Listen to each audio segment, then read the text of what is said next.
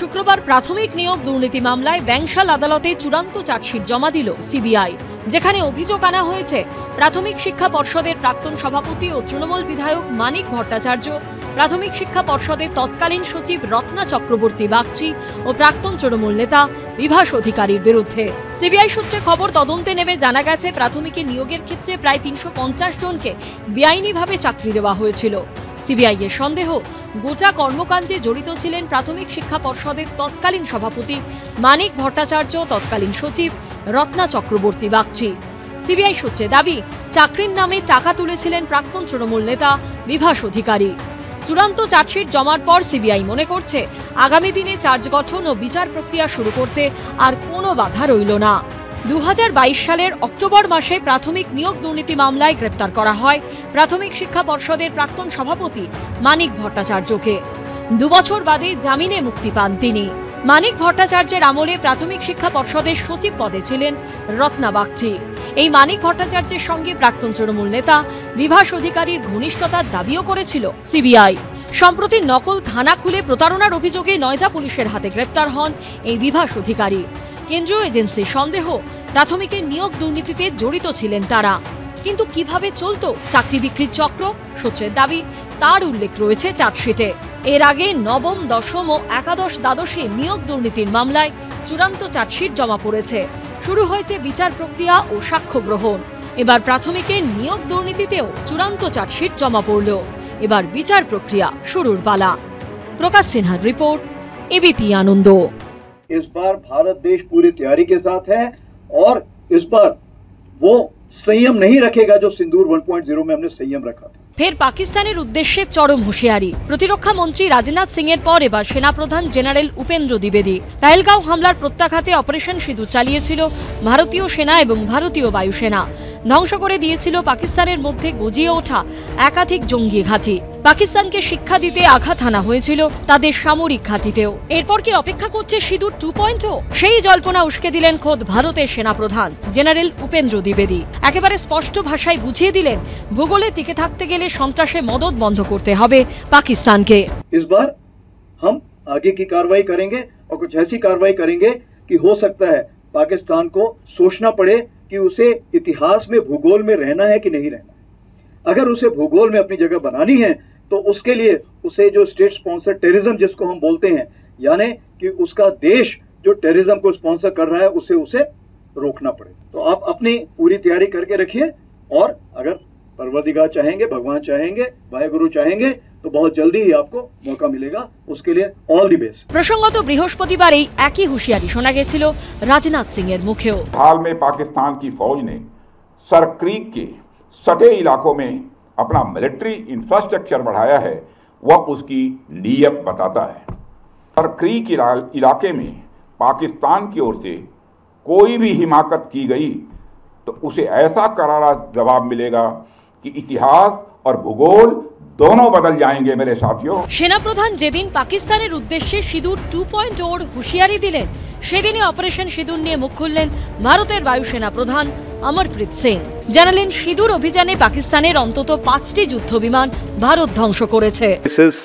Command and control centers at 2 places, runway of course damaged at 2 places, then 3 of their hangars in 3 different stations have been damaged, and in that hangar as well as on tarmac we have signs of one C-130 class of aircraft, one AEWC class of aircraft, and at least 4 to 5 fighter aircraft, most likely F-16 because that base happened to be F-16, which would have been under maintenance that time.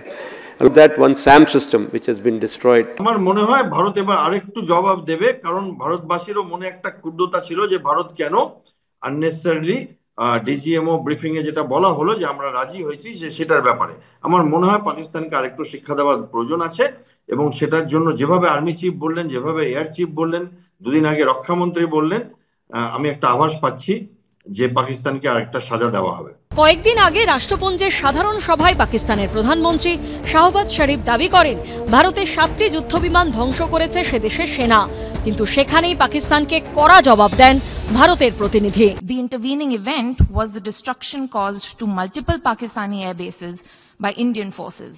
The pictures of that damage are, of course, publicly accessible. If destroyed runways and burnt out hangars look like victory, as the Prime Minister claimed, Pakistan is welcome to enjoy it.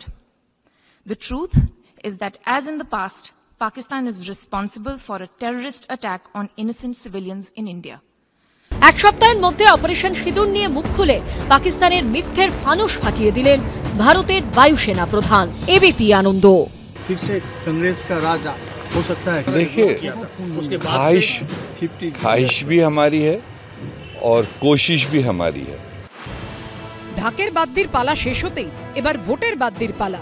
ইতিমধ্যে ২৬-এর বিধানসভা ভোটের প্রস্তুতি শুরু করে দিয়েছে শাসক তৃণমূল থেকে প্রধান বিরোধী দল বিজেপি। পিছিয়ে নেই কংগ্রেসও। দ্রুততার সঙ্গে প্রত্যেক জেলায় বুথ কমিটি গঠনের নির্দেশ দেওয়া হয়েছে প্রদেশ কংগ্রেস নেতৃত্বের তরফে। কিন্তু প্রশ্ন হলো, ২৬-এর বিধানসভা নির্বাচনে কংগ্রেস কি একা লড়বে নাকি অতীতের মতো বামেদের সঙ্গে জোট করবে? সূত্রের খবর, এই নিয়ে এখনো দ্বিধাবিভক্ত এরাজ্যের কংগ্রেস নেতৃত্ব। আপাতত এরাজ্যের ২৯৪টি বিধানসভা আসনেই সাংগঠনিক শক্তি বাড়ানোর উপর জোর দিচ্ছেন তারা। পুজোর আগে থেকেই পশ্চিমবঙ্গে মাটি কামড়ে পড়ে রয়েছেন এরাজ্যের দায়িত্বপ্রাপ্ত পর্যবেক্ষক গুলাম আহমেদ মীর। পুজোর সময় প্রদেশ কংগ্রেস সভাপতি শুভঙ্কর সরকারকে সঙ্গে নিয়ে ব্যারাকপুর থেকে হাওড়া একাধিক পুজো মণ্ডপে ঘুরে বেরিয়ে জনসংযোগ সেরেছেন। মধ্য হাওড়া জাতীয় সেবা দল ক্লাবের পুজো উদ্বোধনও করেছেন। দলের নতুন বক্তাদের তুলে আনতে পুজোর আগে ট্যালেন্ট হান্ট কর্মসূচিও করেছে কংগ্রেস। কংগ্রেস সূত্রে দাবি, পুজোর পরে বিজেপির বিরুদ্ধে রাহুল গান্ধীর তোলা ভোট চুরির অভিযোগকে সামনে রেখে রাজ্য জুড়ে জোরদার প্রচারে নামতে চলেছে তারা। কোথাও রাহুল গান্ধীর বক্তব্য শুনিয়ে, কোথাও তার তোলা অভিযোগগুলোকে সামনে রেখে সাধারণ মানুষের কাছে পৌঁছানোর চেষ্টা চলছে। তৃণমূলের বিরুদ্ধেও মিটিং মিছিলের সংখ্যা বাড়ানো হচ্ছে। हमारी फिलहाल एफर्ट है, हमारी यहाँ थोड़ी तंजीम जो ऑर्गेनाइजेशन वो डेड पड़ी हुई थी, तो पहली कोशिश है हमारी ऑर्गेनाइजेशन को एक्टिवेट टॉप टू बॉटम। हम इस वक्त स्टेट को लेकर, डिस्ट्रिक्ट को लेकर, ब्लॉक को लेकर, मंडल को लेकर और बूथ तक हम अपनी ऑर्गेनाइजेशन को ऑक्सीजन दे रहे हैं। যে কোনো রাজনৈতিক দলের তাদের লক্ষ্য হওয়া উচিত তাদের সাংগঠনিক কাঠামোকে মজবুত করা, এটা কোনো অন্যায় নয়। কিন্তু আমি একটা কথা বলি, গণতান্ত্রিক ব্যবস্থায় একজন সাধারণ মানুষ তিনি তার মতো ভোট দিতে যাবেন, তার মতো গণতান্ত্রিক যে ব্যবস্থায় তার রস গন্ধ তিনি উপভোগ করবেন, এটাই তো স্বাভাবিক। তবে কংগ্রেসের কর্মসূচিকে গুরুত্ব দিতে নারাজ তৃণমূল। যাদের সংগঠন নেই, এলাকা নেই, তো ফলে তারা নিশ্চয়ই থাকতে পারেন, পুজোয় থাকতে কারোর কোনো ইয়ে নেই, কিন্তু পুজোটাকে, বাংলার পুজোকে পরিকাঠামোর দিক থেকে আরো চাঙ্গা করছেন কে? সবাই জানেন, মমতা বন্দ্যোপাধ্যায় সরকার। ২০২১-এর বিধানসভা ভোটে একটিও আসনে জেতেনি কংগ্রেস। তবে তারপর উপনির্বাচনে সাগরদিঘি বিধানসভা কেন্দ্রে জিতেছিলেন বাম সমর্থিত কংগ্রেস প্রার্থী। ২০২৪-এর লোকসভা ভোটে মালদা দক্ষিণ আসনটি ধরে রাখে কংগ্রেস। লোকসভা ভোটের ফলে নিরিখে রাজ্যে ১২টি বিধানসভা আসনে এগিয়েছিল কংগ্রেস। ২৬-এর বিধানসভা ভোটে কি কংগ্রেসের আসন সংখ্যা বাড়বে? সেই উত্তর দেবে সময়। সুনীত হালদার, উজ্জ্বল মুখোপাধ্যায় ও কৃষ্ণেন্দু অধিকারীর রিপোর্ট, এবিপি আনন্দ।